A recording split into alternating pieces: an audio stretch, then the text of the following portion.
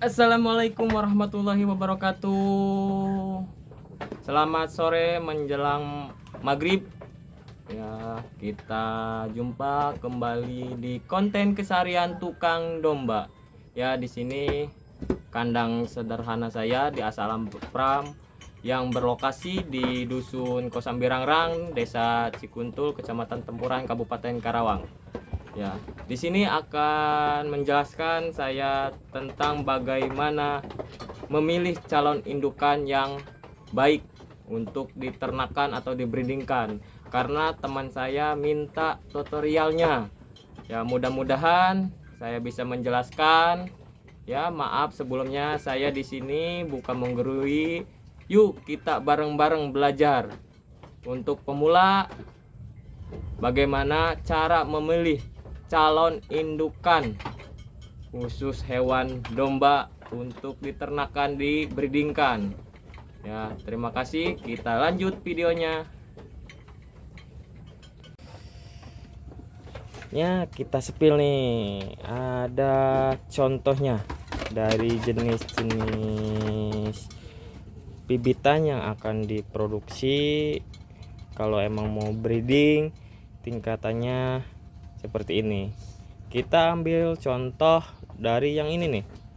Satu yang ini, tiga yang itu kepalanya coklat atau bulu sambung disebutnya. Tuh. Dan yang ini.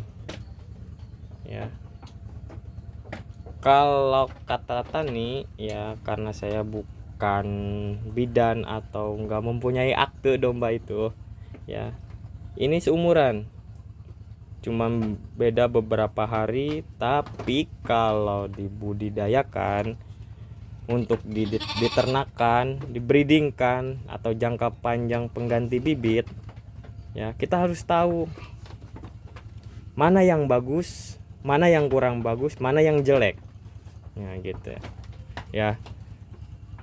Kalau mau dibreedingkan, dijangka panjangkan pengganti bibit, kita pilih yang ini. Kenapa pilih yang ini? Satu, kita sepil dulu. Ya. Penonton atau pemula, kita bareng-bareng belajar. Kenapa pilih yang ini? Ya. Satu, untuk breedingan, kita cek dulu. Yang pertama dicek itu tulang. Tulang-tulang domba itu seperti apa? Ya. Contohnya seperti ini. Ini tulangnya bagus, besar. Ya.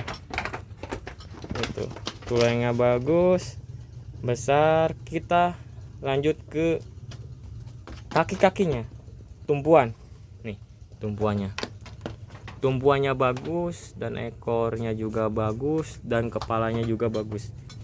Itu hal yang pertama pemula harus tahu, seperti itu ya. Ini bagus buat dijadikan indukan.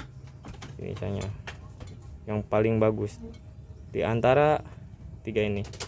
Kalau yang ini bagus juga, cuma masih kalah ya sama yang putih yang ini ya.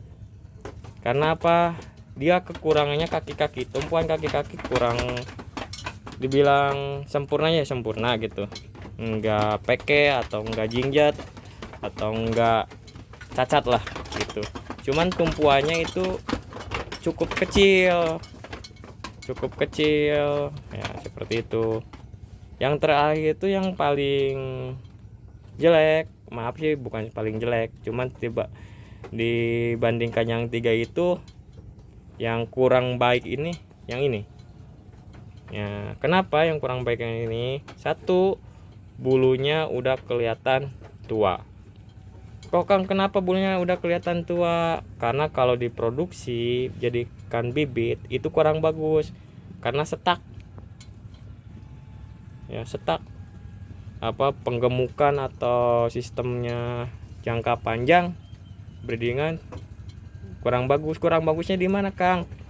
Ya itulah, kaki tumpuannya terlalu kecil banget gitu, pendek, nggak panjang, tulang-tulang kecil, dan muka juga kecil, nggak lonjong, nggak dekok, nggak apa gitu, seperti itu.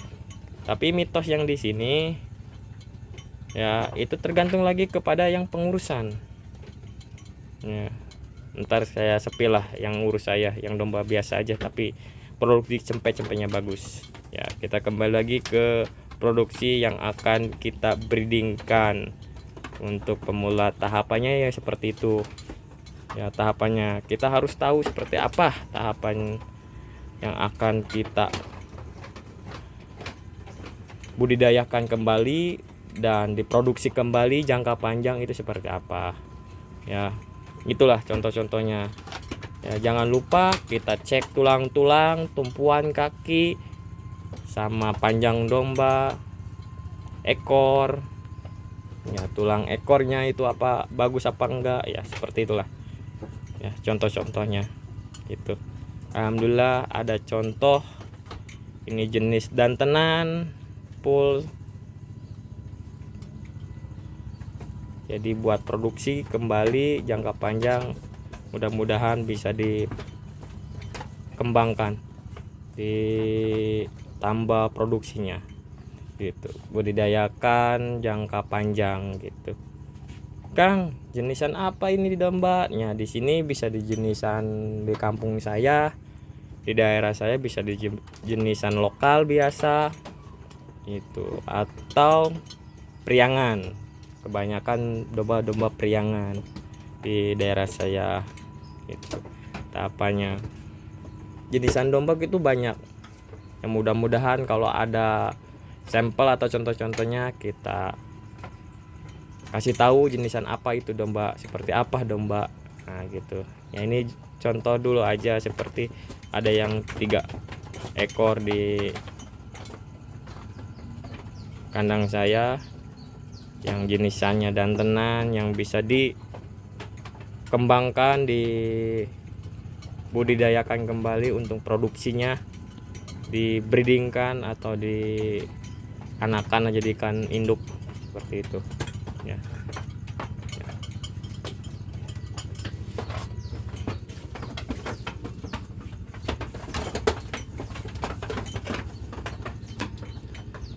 Alhamdulillah, semoga ilmu yang saya sampaikan bermanfaat bagi kita semua.